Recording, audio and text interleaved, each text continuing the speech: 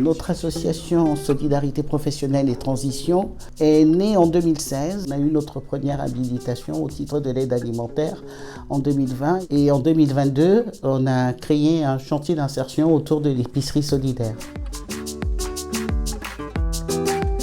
L'idée était de faire fonctionner cette activité avec des personnes qui sont demandeurs d'emploi. Notre objectif était de faire coïncider utilité sociale et engagement citoyen. On est très attaché au fait que nous, notre mot solidarité est au pluriel. Et au sein de l'association d'engagement de l'épicerie solidaire, c'est d'avoir des gens qui ont certes besoin, parce que ça fait partie de notre cœur d'activité, mais d'autres gens aussi qui viennent soutenir ce côté anti-gaspi qui pour nous est un engagement citoyen et dépasse les limites de l'aide alimentaire. C'est vraiment une activité de colis gratuits pour des personnes qui n'ont pas de ressources ou sont en situation très difficile.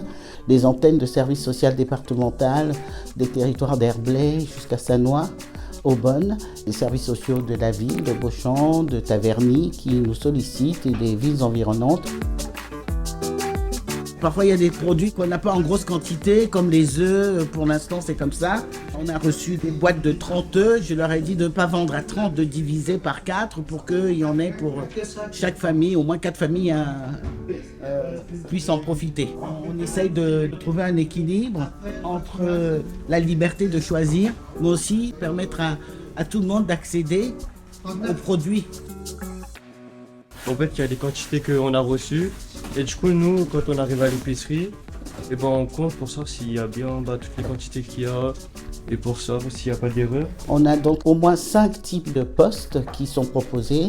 Ça va de l'employé libre-service qu'on appelle équipier polyvalent ici, qui fait aussi de la caisse, au chauffeur collecteur, en passant par l'agent d'accueil et également des aides logistiques, des personnes qui sont là pour aider à gérer les stocks et accueillir ou récupérer les marchandises. On prépare les prix avant l'ouverture. Avant l'ouverture, parce que l'ouverture c'est 12h30. On essaye des prix, on refait les prix, des nouveaux produits qu'on vient de recevoir, tu vois. Quand on parle d'outils pour permettre aux gens de trouver une solution professionnelle, c'est d'avoir un accompagnement aussi spécifique qui permet aux personnes d'évoluer et d'améliorer leurs compétences. Donc d'où le lien avec Foxys. On a eu une expérience de formation qu'on a monté ensemble et on voudrait renforcer cela autour de tout ce qu'on appelle globalement les savoirs de base et développer un axe de soutien, de coaching.